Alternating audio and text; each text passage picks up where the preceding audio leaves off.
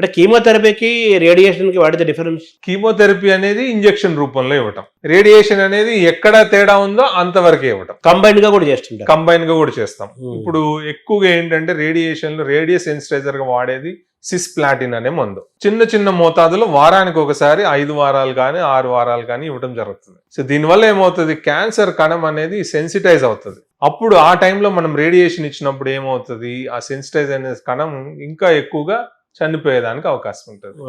So radiation తోటి వలన ఇప్పుడు మనకి 70% బెనిఫిట్ అనుకుందాం అనుకోండి. హెడ్ అండ్ నెక్ క్యాన్సర్ లో ఒక స్టేజ్ కి కీమో యాడ్ చేసినందువల్ల మళ్ళీ ఒక 8% ఎక్స్ట్రా బెనిఫిట్ యాడ్ అవుతుంది. 78 అవుతుంది.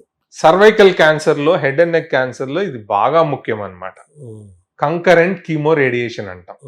అట్లనే సేమ్ ఈసోఫేజియల్ క్యాన్సర్ లో 4.5 వారాలు 23 రోజులు రేడియేషన్ తో పాటు వారానికి ఒకసారి కీమో 4 వారాలు కానీ 5 వారాలు కానీ. సో 2 విధాలుగా మనం క్యాన్సర్ ని డిస్ట్రాయ్ చేయడానికి ట్రై చేస్తున్నాం.